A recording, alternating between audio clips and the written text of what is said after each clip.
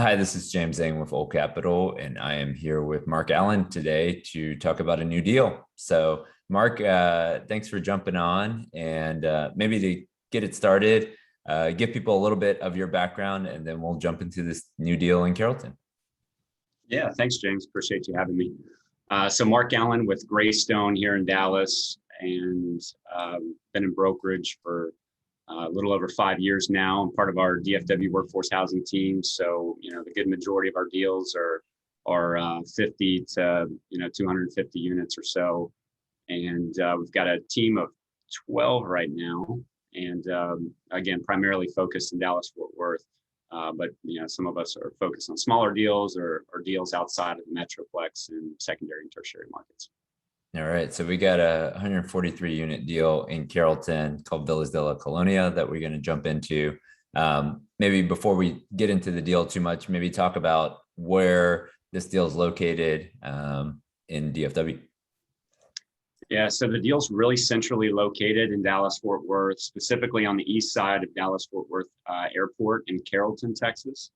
And it's situated, really close to a lot of the major thoroughfares throughout the Metroplex. I mean, just east of I-35, just west of the tollway, south of George Bush, and just north of Beltline Road, which, big east-west running road with about 45,000 vehicles per day. So really about 10 to 15 minutes from pretty much anywhere on the east side of the Metroplex. So convenient location. Carrollton, a lot of folks know Carrollton Farmers Branch ISD, which is one of the prominent, premier school districts within the Metroplex. So I think that drives a lot of rental demand in the area. Home prices range primarily 300,000 and 400,000. So, a $1,100 rents are really affordable in the area. You can see here you've got just north of Beltline, but along 35 and also along Inwood and by the Addison Airport, just because, you got these major thoroughfares. You have industrial, specifically on the west side, you've got Alwood Industrial Park. So, a lot of the residents work, very hardworking blue collar resident base. And they work at, a lot of these industrial facilities with supply chain and manufacturing. And then some of them, of course, are in construction and work in retail and other industries. So. Yeah, I mean, it just has good access to Josie, which is a good north-south, and then Beltline Road to get pretty much anywhere in DFW in 15, 20 minutes, probably. Yep. On the east side. So we highlighted some of the retail and surrounding areas. Anything else on this slide that you wanted to talk about? Yeah, I mean, you've got a stronger mix of 2-bedroom units, this property. So being that it's just north of Carrollton Elementary School, which is a really great elementary school, is great for this property specifically on the street. So I think that draws a lot of demand. All right. So let's jump into this deal. So here's some pictures of the property. So sort of pitched roof, pool, some pergolas, and then it looks like this is one of the upgraded units, maybe on the bottom with sort of the upgraded flooring and appliances. So let's just jump into, all right, what has sort of the seller done, and then what do you think the new buyer can come in and do to really drive value on this property? Yes. So James, they've upgraded 39% of the units. And right now the delta on the effective rents is only about $49 premium. But however, if you look at some of the competing neighborhood properties, specifically right next door at Country Club Apartments, I mean, they're achieving anywhere from $100 to $150 higher rents. So, the play is to not only take, mark to market play on those upgraded units, but also, upgrade a percentage of the 61% that the current ownership has left. And they're doing, it's a really nice looking upgrade with, new cabinet pulls on some of the units, but they have, new black appliances, wood flooring, really nice subway tile backsplash with brushed nickel fixtures, including gooseneck faucet, two-tone paint, and, updated tile surrounds in the bathrooms. I would say, just another thing on kind of going back to location. I mean, this area in particular, Carrollton Farmers Branch, the submarket is hitting 10% rent growth, and that's in the workforce housing. I think, we hear a lot right now about Dallas Fort Worth, and it's, on average 10% rent growth, but a lot of that is driven in the Class A, that kind of the late 90s, 2000s, and 2010 and newer, really rebounding from the pandemic. And, I think if you look at 60s, 70s, and 80s product, it's not as strong, as the newer product. But this area in particular on the workforce housing is 10%. So that's big to note. Also, just a big thing, there's 1.7 gallon per flush toilets at the property. So there's, a water expense savings opportunity. We had a vendor, Save Water Co., provide about a 28% savings, implementing their program with 0.8 gallon per flush cell. And, of course, the deal is offered free and clear of existing debt. Let's talk about the Wi-Fi, because like probably a couple years ago, we started seeing people implement this, and it has just become like, I probably listened to 2 or 3 quarterly calls from multifamily REITs, and almost all of them now are doing this. So talk about sort of how you estimated the cost and sort of what you think the premium sort of bottom line to the new buyer would be. Sure. Yeah. So a lot of the experienced owner operators and many of the large players, such as the REITs, are implementing technology packages, and along with this is implementing the revenue generating Wi-Fi. There's a handful of providers out there, and there's a couple that we could connect potential buyers with. We're seeing anywhere from, it really depends on the size of the property and the package you choose, but on the lower end, about $800 per unit. Upwards to some of the different companies charge up to $1,200 to $1,400 per unit on the install, and some of them are fiber stream, and some of them are central hub and the leasing office. So there's a lot we could talk about on this, but the gist is you're going to charge a certain cost to the provider to manage the system and also manage the customer support, and then you're going to charge your resident base that whatever's average for the market. It could be $50 or $60 for the package that they select, and you're going to make the premium or the spread between your cost and what the tenants pay. So again, a couple of providers that we could connect you with. There's also government grants out there right now that are providing, if your resident makes under $90,000, the government through 2022, at least right now, will pay $50 for that resident. So I mean, this is just, in my opinion, low-hanging fruit. Okay, so like on this example, you spend about $110,000, put in the system, and then it might cost you, let's say, $10 to $15, and then you get a premium. You charge the tenant, let's say, $45 or $50. Right. So that spread that you get every month is what you can add to your other income line. So it's a huge deal that a lot of the residents. It's not like this is a new thing that nobody's paying for. All your residents are already paying for it. So that's what I think the nice piece is. And you can probably provide better service. So yeah, a big objection that I get is, well, how does this work in workforce housing with tenants that make 50, 60, 70,000 plus a year? And in my opinion, or just from what I see, and not that I have the operating experience, but just talking with the managers, these residents are trying to save as much money as they can, and many of them don't even get cable TV or satellite TV because it's so expensive when you include it with Wi-Fi. But many are willing to get Wi-Fi and then stream their internet, whether it's through Netflix or YouTube TV or whatever their source is. So I just see more that are willing just to take Wi-Fi than actually get Wi-Fi plus cable. yeah, you get Wi-Fi, you get Netflix or Hulu or whatever, and then you get reimbursed from the government for the $50. And so it's a win-win-win. So let's jump into a little bit more detail on this particular deal. Maybe touch on sort of the property, sort of the condition of the property, and how the property is currently being run. Yeah, so I don't think we really hit on it, but of course, 143 units, which you saw on one of the opening slides. Built in '69. It's a pitch composition shingle roof, which was replaced recently in the past 5 years. You got individual HVACs, which is different than a lot of properties in the area. So this does make it, provide a competitive advantage. It is also individually metered, where many of them are master metered for electric, and run as all bills paid. As far as the personnel at the property, USPC is the property management company. They run with 2 in and 2 out. For 143 units, I think this is, a little much. And, their payroll is over $1,400 per unit. So I think there's some opportunity there to lean up and maybe run with 1 in and 2 out, or maybe with some part-time folks if you have scale in the area with a larger management company.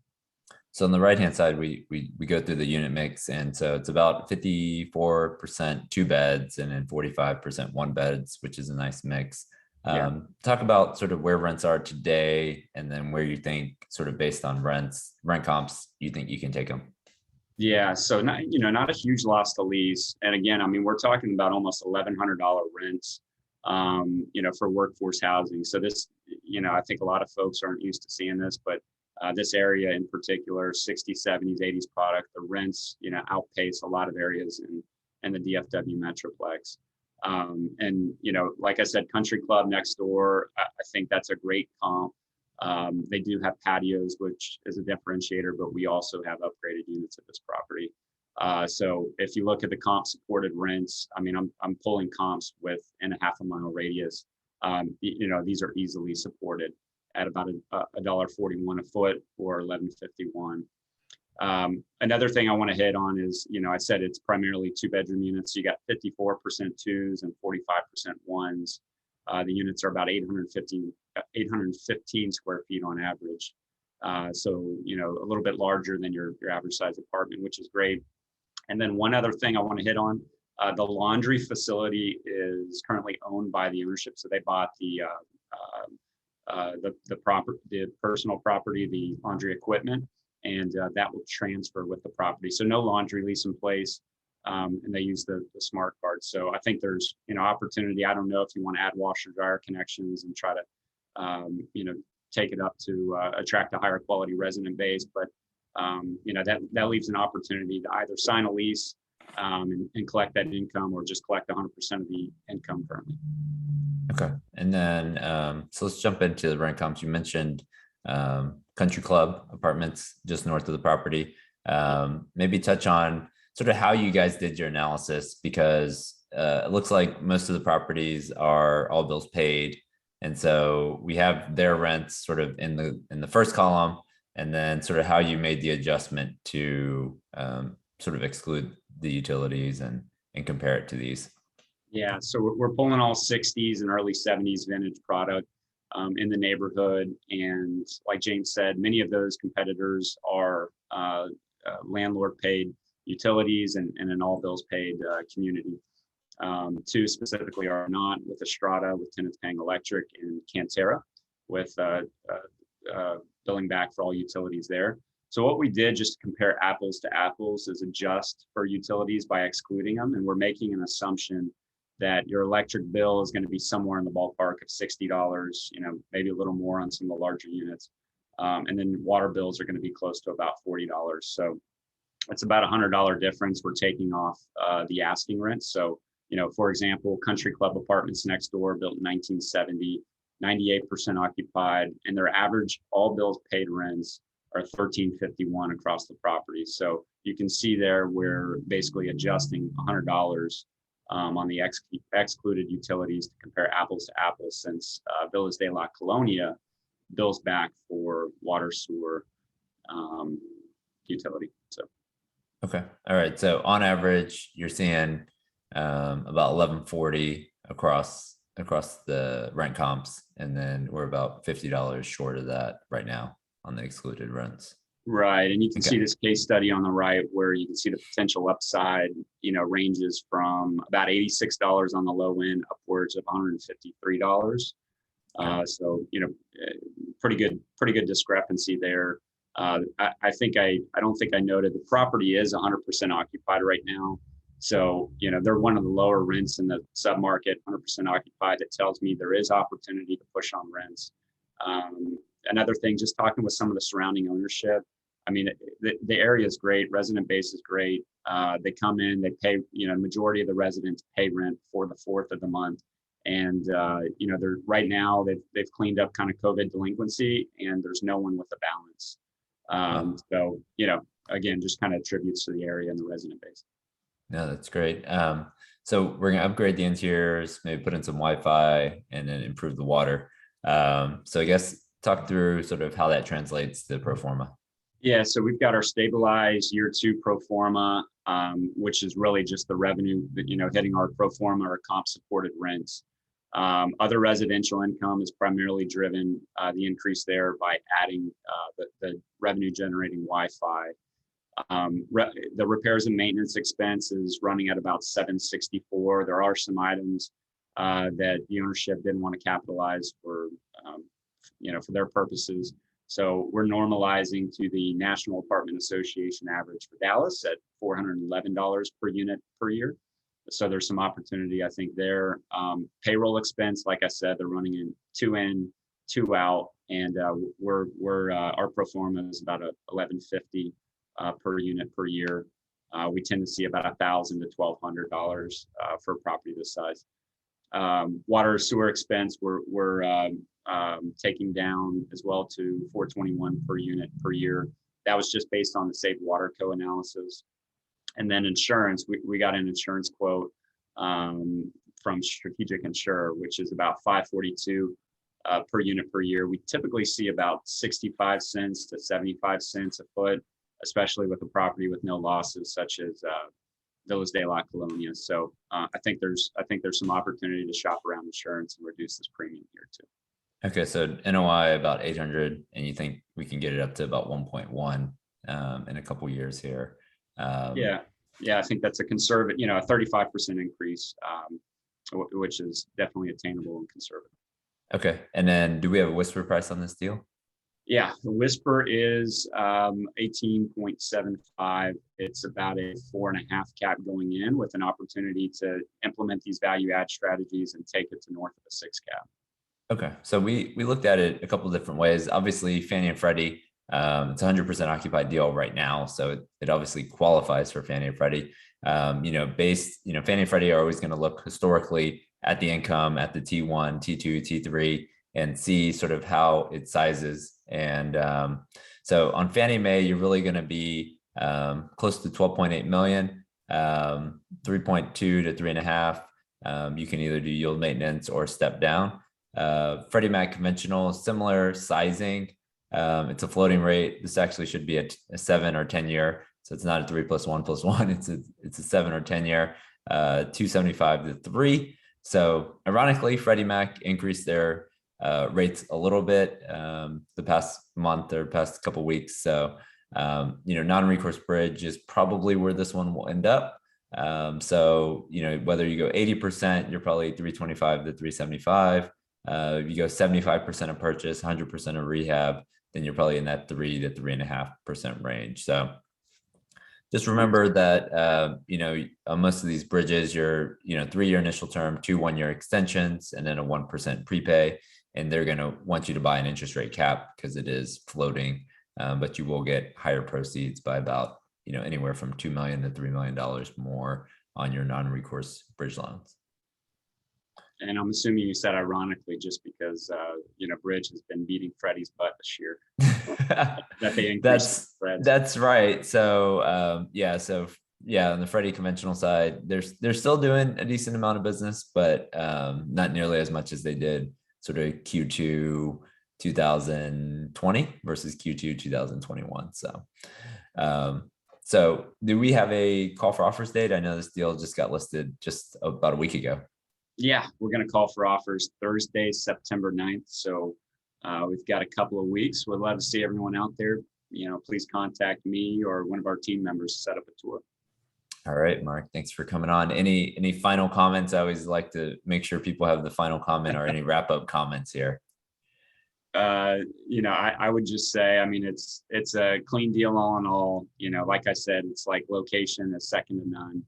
And there's proven upside. So I think it's a great deal for for anyone that's looking for a value add deal in a solid B location.